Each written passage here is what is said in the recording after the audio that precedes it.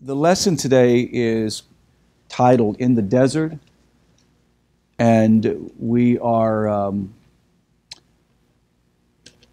going to elucidate some ideas from Likutei Sichos, the 8th chapter, that speaks of the desert being a very unique place for the revelation of Torah and what that means.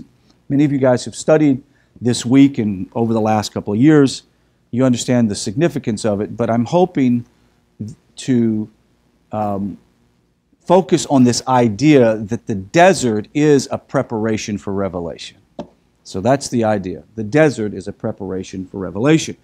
It says in Parshat Bamidbar, chapter 1 of Numbers, it says, "And the Lord spoke to Moshe in the wilderness of Sinai in the tent of meeting on the first of the second month after the exodus in the land of Egypt, saying, Take a census of the entire Egyptian or Israelite community, their offspring by parental line, and the number of names, every male, by their head you count." If you watch lesson 1 of this week's Parsha, I deal extensively with why the counting, why was it so important? And we talked about the prohibition of the kings to make a census, because there is a prohibition. However, Hashem requires Moshe to do several censuses throughout the wilderness travel. Hashem gave the prohibition for the kings to do it for a particular reason, but Hashem gives count for a reason that I do talk about, which I'll mention again, and that is, He obviously knows how many people in the nation of Israel, right? He knows how many. He knows every person. He knows who they are. The count was for the people. The count was to show how special and loved they were by Hashem. The count meant that Hashem wanted to demonstrate to them that each individual person was very important. It also was about each individual person being recognized by the leadership within the nation of Israel. There is something very profound that takes place in Bamidbar, which means in the wilderness or in the desert. Before we get into sort of the real meat of understanding this text, I would like to mention a couple of things that are fairly significant. One would be Deuteronomy, Numbers and Deuteronomy. Let's see. Leviticus and Numbers is going to be a little different. Why is it called Numbers, or the counting of Numbers? Because Numbers is a specific theme throughout it. In all of the other books, the first books that we see, actually 4 books that happens in the Torah, God speaks to Moshe, right? It says, "And speak to the people saying," and speak to the people saying. And then what we're going to find in the next book in Deuteronomy, it's going to be, "And Moshe said," right? "And Moshe said." So once again, this book starts off again just like the previous books, Genesis, Exodus, Leviticus, in which God is saying to Moshe, "You speak to the people." Moshe spoke not only the Torah that everybody heard at Mount Sinai, the portions that they heard, he had it written down, and then he elucidated the details of Torah through oral Torah, right? So it wasn't just the Torah that we read, but also the oral Torah. Just make that clear. In the art of communication, it says the choice of setting is very important. Like you wouldn't propose to your spouse, your future spouse. Hopefully you wouldn't propose to your future spouse in the middle of a freeway, right? Just some places are not very tactful for trying to communicate something. Can you imagine trying to communicate a very important lesson to your child, and you're going to do it in a public place where the child could be humiliated and it's loud and noisy? It's just not an appropriate place. Why is this important?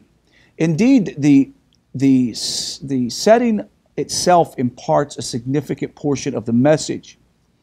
For a message's application should not be separated from its content. Where it is spoken is just as important about what is spoken.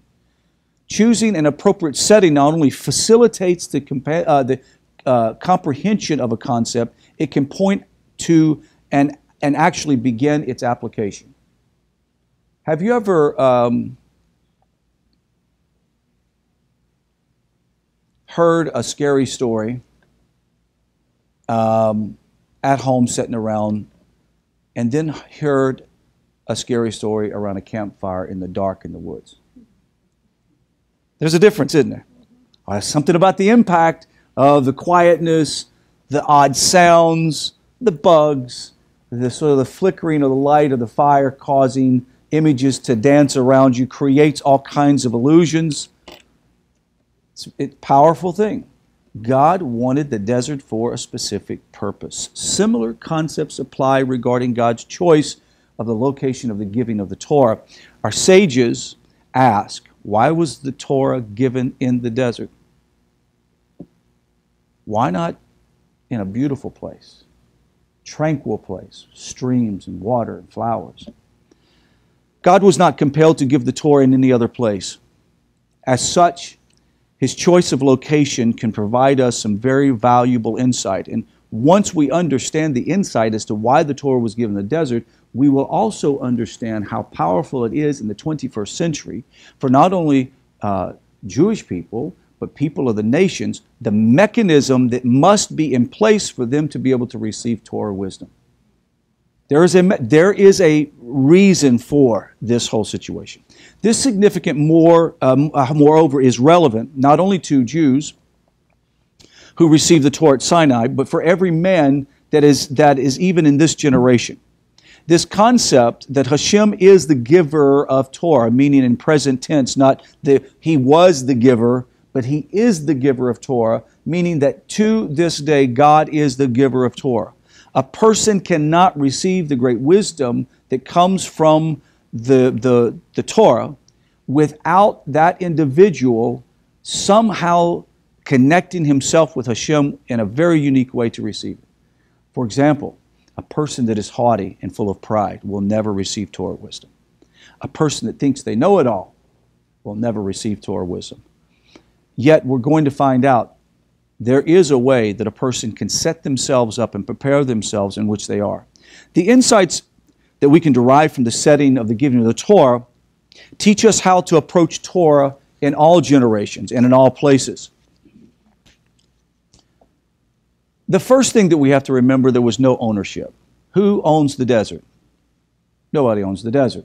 Well, in this day, maybe nations can say they own the desert, but really in this time, no one owned the desert except for Hashem. The first of the explanations by our sages of blessed memory in response to the above question is that a desert does not belong to an individual. The same holds true for the Torah. No one owns the Torah. It is Hashem's, correct? It is not the exclusive possession of a particular individual, tribe, or type of personality. On the contrary, the crown of the Torah, according to the sages of blessed memory, is set aside, awaiting and already for every Jew, and we would add every non-Jew who would love to learn and receive the wisdom of Torah. Whoever desires, come and take it and receive it. We love to think about the time when we have Simchat Torah, right?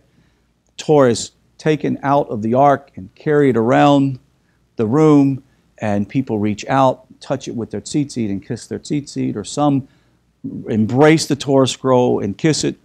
We walk out of this building every day, and I'm in and out several times a day, and very conscious to touch the mezuzah and kiss my hand. And the reason why, it's not because it's just a tradition. It's because I truly believe that it's sweet and it's beautiful and it's given to anyone who wants to consume these great words. The ownerless nature of the desert also provides a key understanding of how a person can apply the above lesson and take possession of the Torah themselves. As our sages continue, a person must make himself like a desert, relinquishing concerns. He must remove constraints which hold back his commitment to the Torah. One of the things that therapists and psychologists, etc., say, that if you really want to get in a place to clear your mind and to be able to open yourself up to more clarity and focus, is to get away for a while. Go out in the woods, go camping, go spend a time in a cabin in the mountains. It can do amazing things to help bring clarity and focus. You get all the clutter away. Not only is it important to understand that they were brought there because no one owns the desert, and it was about, at some level, these individuals that were in the desert didn't have any clutter. Nothing was keeping them from hearing the voice of Hashem. They didn't have to toil with bricks and mortar anymore. They didn't have to feel the pain of the whips of the Egyptian slaves. They no longer had to worry about whether their children were going to eat. They knew that all was taken care of. In some ways, they were like a baby in a womb. A child in the womb doesn't worry about how it's going to be born. A child in the womb doesn't worry about how it's going to learn to talk. A child in the womb doesn't worry about how it's going to walk. It's somehow in this cocoon, and it's being fed, and it's kept warm, and it's protected. For us to receive the Torah, we have to put ourselves in a place in which we're not affected by the physical world, that we're so tormented by the physical world. I'm telling you, the world that we live in causes us to be so cluttered, our minds to be so cluttered, so busy. That was part of a conversation this weekend with family, in which they recognize, jobs, children, especially, now my cousins have grandchildren, and seeing their kids busy and hardworking and in business, and they see that their life is so complicated that they don't have time to even spend together as a family. And my aunt and uncle had to raise their 3 teenage grandchildren because their mother was killed in a very tragic car accident. And because of the busy nature of their daughter, the children didn't even know how to sit down and have a family meal together. They said, we don't do this. It's like, they enjoyed it, don't get me wrong. They really enjoyed it and they loved it. And as a matter of fact, they even said that, they thought that they probably would have never discovered that. Very common. It's common with, I would say, the vast majority of all people do that. That is the reason why Shabbos is so important for us, right? At least to stop and have dinner with our families and enjoy our times together. The Torah is God's will, and it is His wisdom. And it is thus as infinite and unbounded as He is Himself. Therefore, approaching the Torah requires a person to stay above himself and accept a different framework of understanding. One of the greatest inhibitors to learning Torah is a person coming in with their own prejudice, right? Well, this is the way I've understood it, right? And in my journey, I think all of us were this way. We came into this going, well, this is what I have been taught, and this is what Torah says, so how can I fit them, make them fit together? Well, we pretty soon came to the conclusion, I have to empty myself of what I think. I need to go to the desert. I need to be so completely connected to Hashem that outside of Him, I will have no other reasoning. I will have no other ability to gather understanding. If He doesn't teach me, if He doesn't show me, then I'm not going to depend on another source. And once we begin to empty ourselves of our own reasoning and our own explanations, we begin to learn quicker, right? This was reflected in our ancestors as they said this phrase. We will do, then we'll listen. We will do, then we'll listen. That's kind of odd. Why would the people of God stand at Mount Sinai and say, we'll do it, and then we'll hear it later on and figure out what to do? I mean, that's really kind of a bit crazy, isn't it? But isn't that like fake it till you make it? It's not just fake it till you make it. They trusted Hashem. So if a person is going to learn Torah and receive it, be able to receive the great wisdom of Torah, it means that they have to say, I'll do, and then I will get understanding. Right? I will get understanding. The world that we live in says, look, you show me first. Yeah, Missouri, the show me state, right? You show me first. Oh, you're from Missouri? That explains everything about you. No, I'm just picking. I'm not, but I should. Yeah. You show me first, tell me how and what and when and what to do, and then I'll do it. And then I'll do it if I can possibly figure out how to do it. Show me the money, right, exactly. So we talked about bitachon, trust, last week, I guess. And that is the ultimate trust, isn't it? Like, okay, I'll do it, and then I'll figure it out later on. That is the ultimate listening to Hashem. The order of promises is significant too. Instead of first listening to God's commandments and then deciding whether to accept them or not, they promise to obey Him regardless of what it entails. No matter what, we'll do it. Rather than have their understanding shape their commitment, they promise to have their commitment shape their understanding. You understand how powerful that is? That is a profound concept. What ended up happening is instead of having a declaration of independence, they had a declaration of dependence. It was dependence through interdependence. It was the concept that if I'm going to ever connect to Hashem, it takes two to tango. I can't do this by myself. So I have to be so utterly dependent on Hashem that if He doesn't reveal, if He doesn't sustain, there's no hope. There's no way I'm going to make it through this. So that is what Hashem is actually wanting from people. When a person makes such a commitment to God, God molds the environment so that the commitment can be expressed. We always worry about how can I possibly live at that level of observance. What we don't realize is that if we commit to doing it, God will give you the ability to do it. He will begin to form the environment for you to be able to do it. This also is alluded to by the giving of Torah in the desert. As our sages say, just as a desert is not sown and not tilled, so too, when a person accepts the yoke of Torah, the yoke of worldly concern is removed from him or her. In the desert, our ancestors had to depend on God for every element of their existence. Their water, their clothing, their food, their warmth, their cooling in the desert. Everything had to be taken care of. There were no natural resources. So what is the desert teaching us in the 21st century? Is to break out of the klippah of dependence on the material world, the dependence on the things around you to sustain you. And it doesn't mean that we don't go to work and we don't take care of our families. We're not talking about that. We're talking about finding our essence in things around us in materialism, finding our essence in our own knowledge and our own wisdom, finding our essence in secular wisdom, which is useless when it comes to understanding Torah.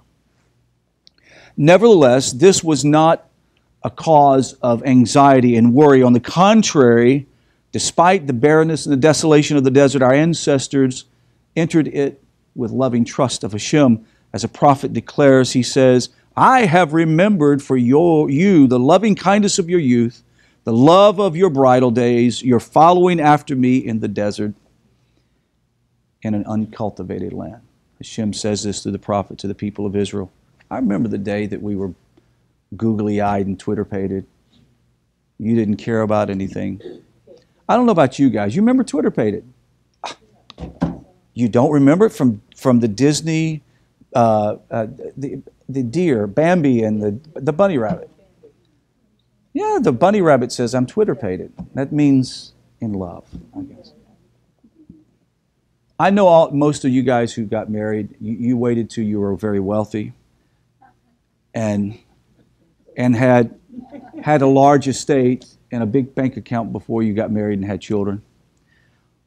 Well, I didn't. I only waited till I was 20 because my parents made us.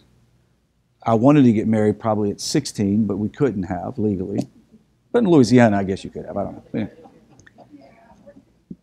Head over heels in love with my wife, and well, she wasn't my wife at the time, and didn't have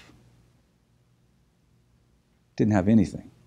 I mean, no college, barely made money, and we got married at 20, and we lived in a little small trailer in the middle of a cane field. Right? You'd get up in the morning, you'd walk out, and you're like, stretching with your cup of coffee, and then a plane would zoom over at about 75 feet and spray you with pesticides. Right. You would turn on your sink, and the first few minutes was some kind of petroleum product and rusty water that would come out. That's true love.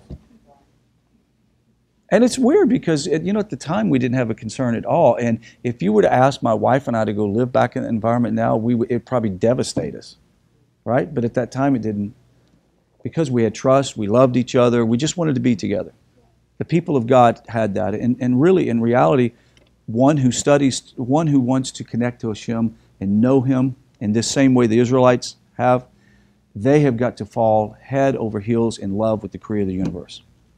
They have to have a number one priority, and that is whatever he wants me to do, I'm going to do. I'll follow Him wherever He wants me to follow Him. I'll do whatever He wants me to do. And that, my friend, is the key to receiving Torah. To be able to take and prepare yourself for revelation is important. God responds to the people, the Israelites, with loving care. They complained about water first, right? First water was bitter. Then He sweetened it. Then they complained there was no food, and He gave them manna. And then He says you can't collect manna on Shabbos, so I'm going to give you double portion manna on Friday. God provided everything they needed, giving them the opportunity to devote themselves to the knowledge of Torah, almost like the yeshiva of the desert, right? Yeshiva Bed Midbar. That's where they went. They had a full scholarship. They didn't have to work. All they had to do is trust Hashem. So, was so perfect in which our ancestors lived that our sages declared this: the Torah was given solely to those who partook of the manna. Understand what this means. A person who partakes of the manna says that I will receive from God that which He knows I need, and I will not seek sustenance outside of that. Because if I seek sustenance outside of what Hashem gives me, it might cause me to not be able to receive Torah when it's time to receive Torah. Makes sense? This is not merely a story of the past, even when it seems to have natural means of deriving from its own livelihood. The truth is that nature itself is a series of miracles because of their constant reoccurrence. We no longer see these miracles as special, but this should not obscure the truth. We must realize that at all times we should be relying upon Hashem. We, us. It's not a story of the past. It is interesting that the barrenness of the desert can also serve as an analogy for a person's spiritual state. Rabbi Nachman of Brislov speaks of one nullifying himself or emptying himself out of his own desires and replacing their own focus and desires upon Hashem. One of the major factors to a marriage disassembly, right? And dissolution too, is one of the partners becomes so ego-driven and egocentric that they self-centeredly live their life and they don't care about the other person. They lose concern and empathy and compassion upon the other person in the relationship. And that relationship becomes a very self-sided relationship. It can destroy them. When the people went into the desert, all they had was what was on their back. They had a complete dependence upon Hashem. At some level, although a person feels empty and desolate, and perhaps with good reason, for he or she has been living in a spiritual desert, there is no need of despair. God descends into the wilderness to give man his most perfect possession, and that is the Torah. So the next thing a person needs to do to be prepared for revelation or preparation for revelation of Torah in their life, because we're coming up on Shavuot, right? And Shavuot, we celebrate the giving of Torah, but it's not a past event that we're celebrating. We're also celebrating the fact that each one of you was in a desert at one time. Each one of you felt the sense of, if I don't connect to Hashem, I'm going to dry up and fly away. If He doesn't sustain me with His words, the word of the Torah, then I am going to die. You might as well, Hashem, allow me to die now if you're not going to give me the Torah, truth, and the wisdom of Torah. Each one of us has gone through that desert and discovered the great value of saying, I'm in this place, Hashem. And you know, when we were in that place and so desperate to know the truth and to understand the wisdom of Torah, it felt so horrible. And now that we look back, we realize it was the best days of our life.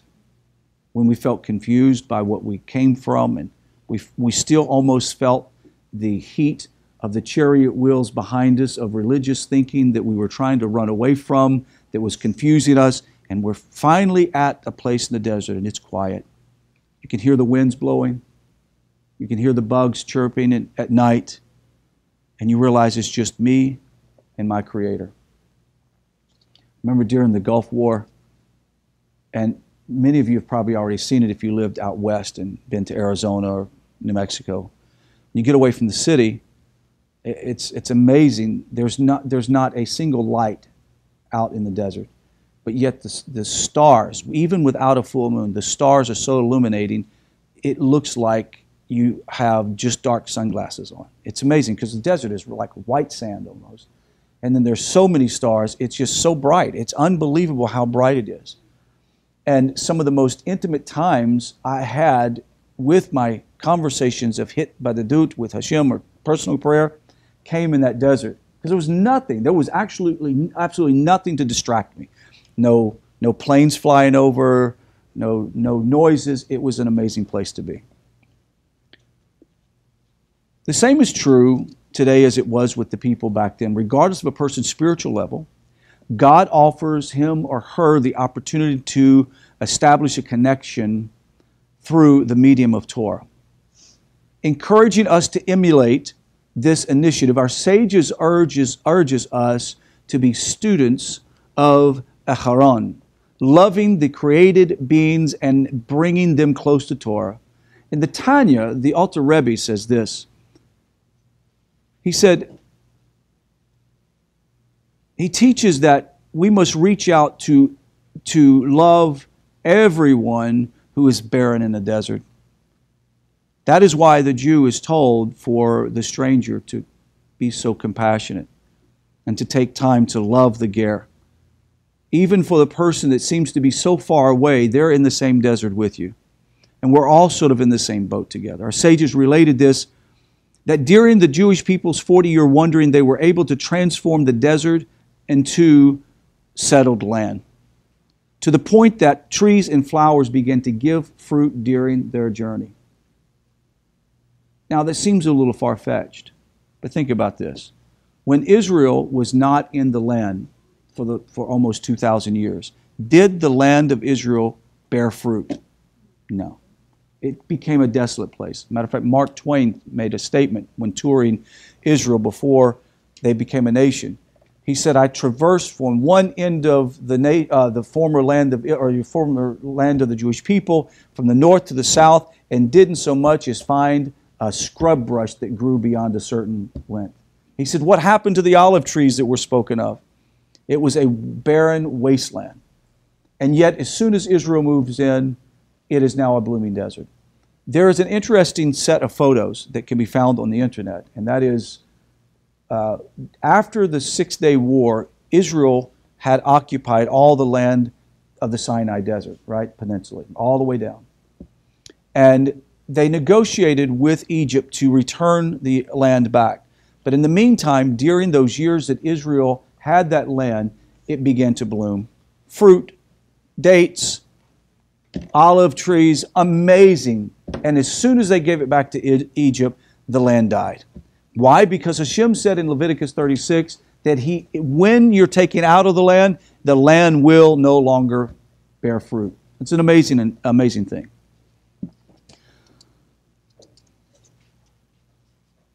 Parshas Bidmidbar, meaning in the desert, is always read before the holiday of Shavuot, as we are doing it this week.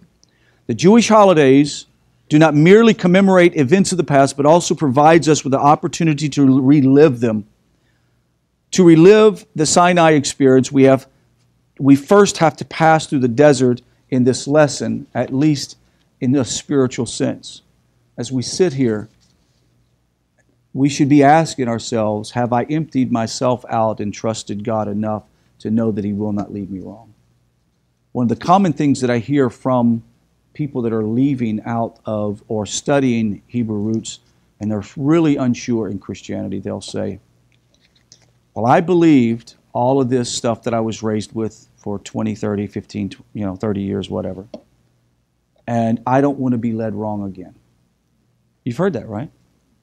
I can tell you with confidence, and for those who will be watching, if you put your trust in Hashem like we're talking about today, you will not be led wrong, period. You won't be led wrong. It's amazing how He'll reveal things to you and show you things at the right time. This lesson is particularly relevant today, for our generation is awaiting a new phase in the revelation of Torah, the era in which sort of a new dimension begins to unfold. Torah will emerge from me and become a personal thing. The giving of the Torah will never be repeated, as the Rambam writes with regard to the era of the redemption. The essence of the matter is this Torah with its laws and its statutes are and is everlasting. We may neither add to them nor detract from them. Nevertheless, our sages have said that the Torah teaches of the present age are as nothing compared to the teachings of the age of Mashiach. Just as the Torah was revolutionary and revealing to the people of God at Sinai, the Torah will become amazingly revolutionary and powerful in the days of Mashiach. For in that era, the godly dimension of the Torah will be openly revealed, not just to Moshe and the Jewish people at Sinai, but to every ear. Every person will hear the Torah spoken. In Rabbi Avraham Sutton's book, Spiritual Technology, if you'll remember reading this, he said that modern technology is helping us to understand how things will unfold when Mashiach comes. And that when Torah illumination, something about the law is being transmitted, that as soon as it begins to be transmitted in Jerusalem, every human being in the world will instantly have it, will know it in their head. They don't have to go to the internet and do a Google search. It'll instantly show up in their head. It's going to be amazing. That's right. It's called the entanglement. It absolutely is. Just as the Jews eagerly prepared themselves for revelation at Mount Sinai, anxiously counting the days until they would receive Torah, we should prepare for the revelation of Mashiach's teaching with excitement and joy. Every day of the count of the Omar, we should be thinking about, is it possible that Shavuot this year we could have the Mashiach giving us the Torah? And then, with the coming of the redemption, the pastures of the desert will begin to spout, and the trees will give fruit once again. May it be in this immediate future.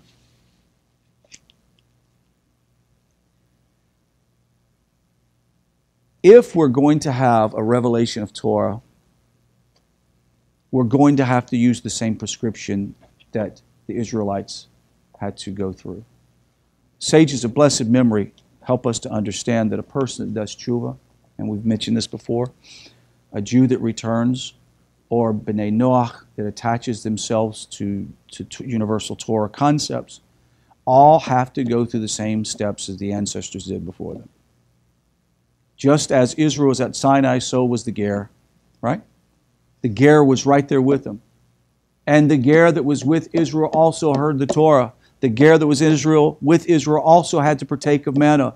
The Ger that was with Israel also had to trust Hashem. And they received the same Torah. So this Torah is universal for all mankind. But we have to position ourselves so that we can receive. We have to put ourselves in the position. That means that, and let's go through the list, you have to go to the desert, meaning you have to go to a place in which you don't possess it. You know that without Hashem's sustenance and guidance and connection, you will not be able to receive this great wisdom. You have to empty yourself of your own desire. You have to refocus your purpose. You have to say, Hashem, I'm completely relying upon you to give me your wisdom. And the most amazing thing is this. We don't have to wait till the day of Mashiach, the Messiah, before we can begin to have Torah elucidated to us and understood. That concludes the class. Any questions, fears, doubts, unbeliefs?